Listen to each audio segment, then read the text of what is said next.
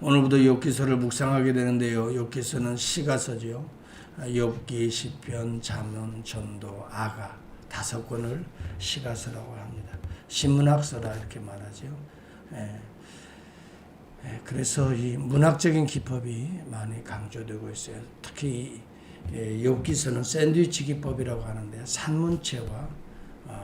산문체로 서문과 마지막 결론이 기록되고 그 안에는 운문체 대화로 이어져가는 이런 샌드위치 기법으로 기록되어 있어요. 이런 이 시작과 끝을 운문체 외곽틀이라 이렇게 말해요. 프로스 프레임워크라고 이렇게 말하는데, 그러면서 안에는 서로 대화체와 같은, 다시 말하면 좀 쉽게 여러분 이야기하죠. 구어체하고 또 산문체가 있죠. 이렇게 구어체하고 산문체라고 하나요? 무슨 문체라고 그래요?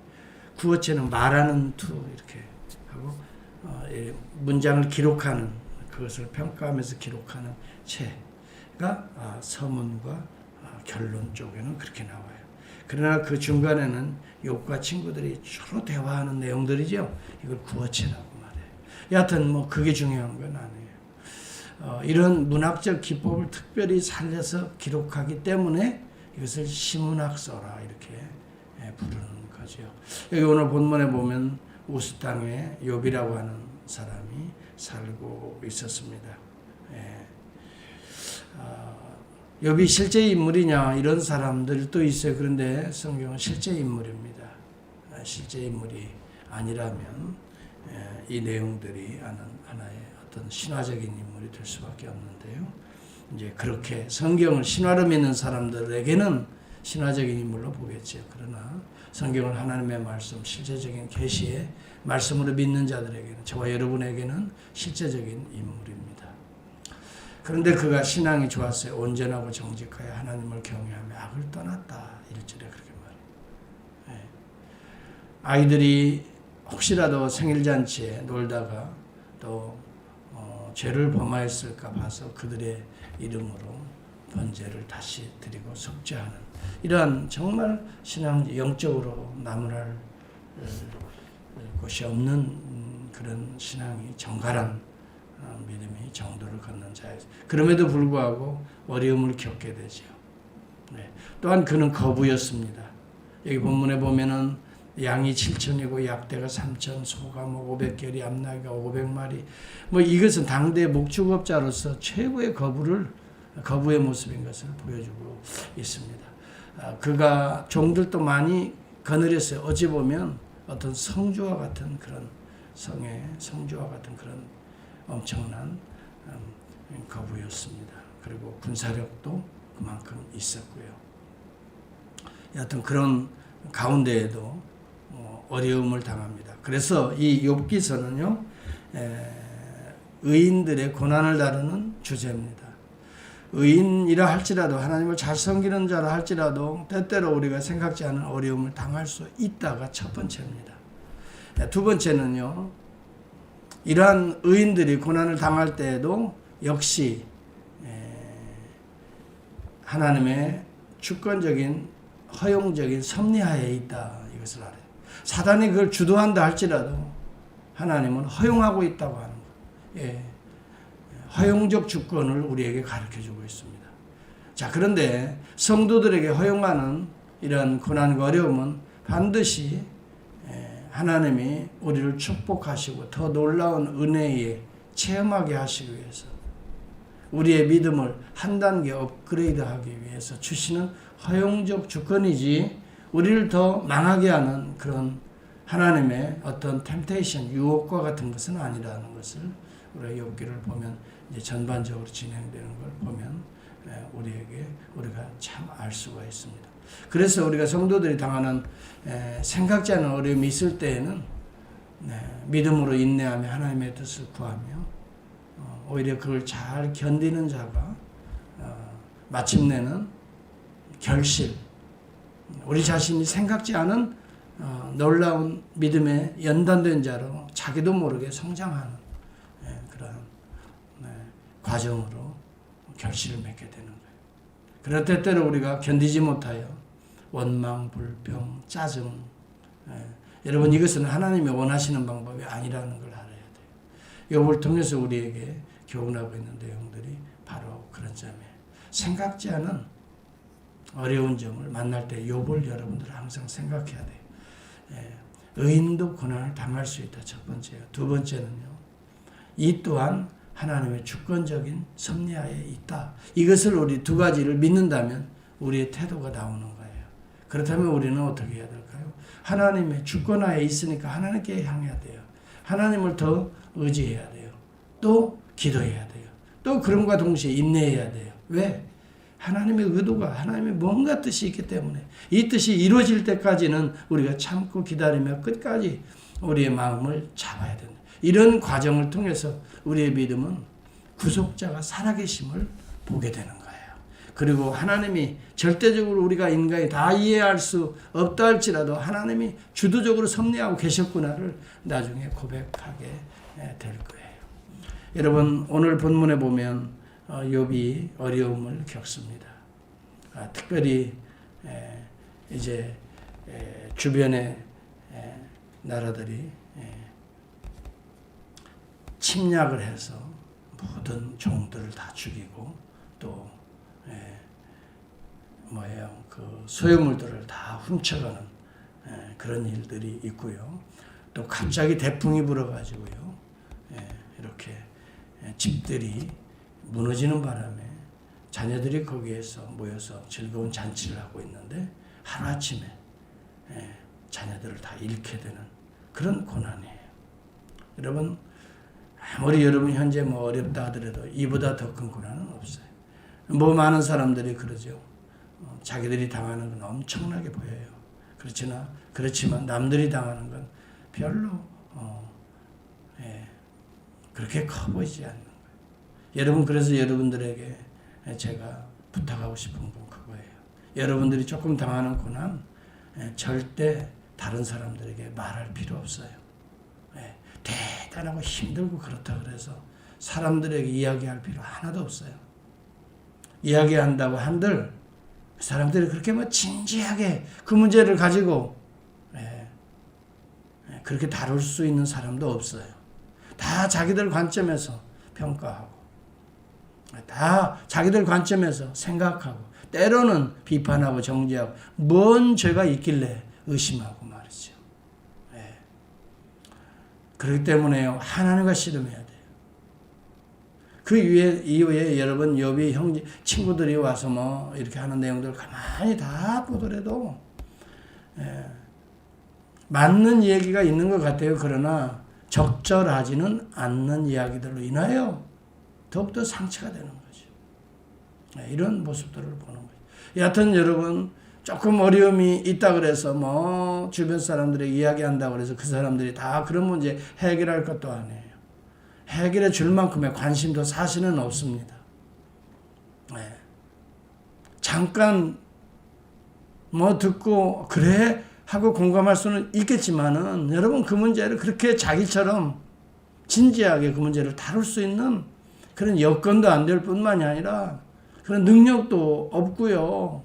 거기에서 만족 얻으려고 할 필요도 없어요. 이런 것들을 우리는 내려놔야 되는 거예요.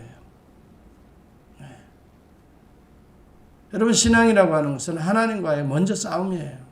영적 싸움이 첫째예요. 하나님과 씨름해야 돼요. 마치 여러분 야곱이 야복강가에서 하나님과 씨름하듯이 기도하면서 그 문제를 진지하게 풀어나가지 않으면 안 돼요. 그렇지 않고 이야기한다 그래서 잠깐이야 내 기분도 좀 위로가 되는 것 같고 힘이 되는 것 같지만 천만에요. 기대하지 마세요. 절대 기대하지 마세요. 결국 나의 문제는 내가 풀어가야 될 하나님으로부터의 숙제라 하는 것을 여러분 알고요. 사람들 의지할 것도 없고요. 의지한다고 해서 풀어질 것도 아니고요. 그렇다고 해서 대단한 위로와 능력을 얻는 거냐. 잠깐. 그리고 나중에는 실망하게 돼요. 그렇게 말했는데도 그렇게 기도한 해달라고 했는데도 말이죠. 여러분 우리의 기도 제목도 그런 거예요. 얼마나 정말 여러분 남의 기도 제목을 가지고 진지하게 엎드려 기도하는 경우가 얼마나 있어요. 한번 여러분 자신을 돌아보세요. 그렇게 심각하지 않거든요. 내가 닥쳐야 이게 심각한 거예요. 하여튼 얘기가 약간 좀 곁으로 나가는 것 같지만요. 하나님과의 어떤 어려운 문제가 있다면요. 하나님과의 씨름할 문제다. 그리고 철저히 깨닫고요. 하나님 안에서 풀어가야 되는 문제. 성령이 풀어줘야 되는 문제이기 때문에 더욱더 성령 충만하려고 하고요. 이 어려운 때에 믿음이 약해지거든요. 이게 지금 여러분 사탄이 역사하잖아요. 이것조차도 하나님이 주관하시는 거예요. 사탄이 역사하는 것 같아요. 그래서 우리에게 시험을 주는 거예요, 욥이. 그것조차도 하나님이 어떻게 해요? 사탄의 역사도 하나님이 주관하고 있기 때문에 절대 여러분 불신앙적으로 생각하면 안 돼요. 사탄이 주는 걸 할지라도 아니면 내가 실수해서 오는 거라 할지라도 궁극적으로는 하나님의 주권하에 있어요. 하나님이 도의시하는 게 아니에요. 하나님이 보고 계시고 알고 계시고 지키고 계시는 거예요. 이런 과정을 통해서 하나님이 때때로 내 죄의 문제에 대해서는 회개하게 하시고요. 성령을 통해서 때로는 우리의 믿음이 약했을 때는 연단시키시고요. 때로는 인내가 약한 자들에게 인내를 주시기 위해서 우리를 그런 과정으로 잠깐 허용하고 계시는 거예요. 욥기가 큰 그림에서 우리가 봐야 되지요. 여러분 그래서 고난이 올 때에 욥의 태도는 어떻습니까? 사탄은 그렇게 말해요. 제가 저렇게 가진 것 많고 복이 많고 하나님이 허락해 주셔서 뭐 거부가 되고 부족한 게 없으니까 하나님 잘 섬기지. 그거 뺏어가 보세요. 금방 하나님 원망할 거예요. 욥의 그 믿음의 실체를 지금 의심하게 만드는 거예요. 욥의 믿음의 실체를 여러분도 마찬가지예요. 때때로 사탄은 여러분의 믿음의 실체를 보는 거예요. 좀 어려움을 줘, 흔들흔들거리고요. 그것 때문에 잘 나가고 있으니까 열심히 예배드리고 열심히 기도하고 열심히 봉사하고 헌신했구만. 그게 여러분의 믿음의 중심이었다면 여러분 그 믿음은 기복적인 신앙이지요. 그렇죠? 그러나 많은 분들이 여기 빠져 있어요. 고난 좀 줘보세요. 어려움 좀 줘보세요. 봉사하다가 손 놓습니다. 대부분. 하나님 나는 그래도 이렇게 한다고 그랬는데. 여러분 매 순간 우리의 믿음의 실체가 보이는 세속적인 어떤 그것이 좀 안정되었기 때문에 한다면 이것은 여러분의 본질적인 믿음의 실체가 사실은 하나님 보시기에 합당한 거 아니에요. 예수님을 바라보세요. 예수님이 이 땅에 오셔서 대단하고 영광하고 그래서 여러분 예수님이 사역했나요? 예수님은 목표가 딱 하나예요. 우리의 죄를 대속하기 위해서 십자가를 위해서 그 구속을 위해서 그래서 인류의 죄를 씻기 위해서 그 길로 가고 계시잖아요. 누가 뭐라도 환경이 이러고 여러분 여기에 따라서 우리는 움직이는 신앙이라면 욥기를 통해서 다시 한번 우리가 어떻게 해야 될까요? 우리 자신의 신앙을 분명하게 세워야 돼요. 하나님이 나에게 주신 거 다 가져가도 하나님 놓치지 않겠다. 내가 다 잃어버린다 할지라도 하나님 잃지 않겠다. 하나님 붙들면 되는 거예요. 하나님은 여러분 욥기를 통해서 뭐예요? 나중에는 갑절에 여러분이 갑절이라는 것도 항상 기복적으로 생각하면 안 돼요. 회복의 은혜라는 것을 우리가 기억해야 돼요. 회복의 은혜예요. 회복되었을 때는 과거의 믿음보다 훨씬 더 뭐예요? 훨씬 더 강한 사람으로 이것을 욥기에서는 갑절의 복의 모습으로 보여주고 있는 것이지요. 내 기업이 두 배가 되었다. 그게 아니에요. 이 사람은 어디다 이제는 던져놔도 강력한 믿음의 사람이다. 저와 여러분이 이 믿음 가운데 들어가야 됩니다. 욥은 뭐라고 말해요? 여러분 아무리 여러분들이 현실이 어렵다 하더라도 욥과 같이 우리는 아들이 말이죠. 조금만 어디 가서 다치고 나와도 금방 뭐예요, 우리는? 왜 바보같이 맞고 와? 그냥 이러고 와야지. 솔직히 여러분 그런 마음은 안 들어요. 아니면 당장에 가서라도 선생님 만나서, 아니면 학부모 만나서 머리끄레기라도 참, 이런 마음인데 애들 조그만 헤매게 다쳐도 그러잖아요. 막 속이 불같이 일어나고요. 그런데 애들을 잃어봐요. 어떻게 돼요? 그것도 한 명이 아니에요. 10명을 다 잃었잖아요. 이건요, 상상할 수 없는 고난입니다. 그리고 자기 재산 다 잃었잖아요. 하루아침 집 날리고요. 예를 들자면 그래. 사업 다 망하고요. 그런 거나 마찬가지. 그 당시에 목축업이었으니까. 모든 거 다 빼앗기고요. 그래 봐요. 나중에 병까지 들어요. 그래 봐요. 어떻게 되겠나. 과연 여러분 신앙이 장담할 수 있을까요? 진짜 구원받은 성도는요, 이런 과정을 통해 하나님의 깊은 구속의 주를 바라보는 쪽으로 들어갑니다. 주변의 친구들까지도 다 떨어지지요. 아, 대단하다고 울어봤던 친구들이요. 뭐라고 말하죠? 당신 뭔가 숨은 죄악이 있어. 뭐 하나님 이 성경을 들이대고 또 막 얘기해봐요. 속상하죠. 자기의 명예까지도 다 땅에 떨어지죠. 그렇게 만들어가는 거예요, 지금. 욥하고 사람들이 대단해. 하나님 성경이니까 저렇게 복받아. 나도 저렇게 돼. 그것까지도 다 내려놓게 하시는 하나님이세요. 그래도 네가 믿을래? 그래도 네가 하나님을 의지해 볼래? 그래도 여러분 따라서 합시다. 그래도 내 믿음을 회복해야 돼요. 그래도. 그럼에도 불구하고 저는 그 단어를 참 좋아합니다. 그럼에도 불구하고 물론 흔들리지요. 물론 괴롭지요. 그런 표현들이 욥기에서 보면 많이 나타나요. 그럼에도 불구하고 궁극적으로는 주를 향하는 이 욥의 흔들리지 않은 믿음. 여기 본문에 보니까 내가 못해서 적신으로 꿰벗은 채로 나왔는데 뭐 좀 있다고. 아니다. 주신 자도 여호와여, 취하신 자도 여호와여, 중심이 흔들리지 않아요. 이런 믿음, 얼마나 소중한 믿음인지 알 수. 여러분, 하나님이 오늘 조금 건드리신다고 보세요. 일주일 동안 뭐 좀 기분 나쁜 일이 생긴다고 보세요. 여러분이 금방 팍팍 거릴 거예요. 여러분, 이럴 때 욥기를 보면서 여러분의 마음을 딱 잡기를 바랍니다. 할렐루야. 여러분의 마음, 내 믿음의 실체가 이 정도였구나 하고 여러분 자신을 돌아보고 다시 여러분의 신앙의 본질로 돌아가야 돼요. 이제는 본질로 돌아가야 돼요. 과연 여러분이 믿나 안 믿나?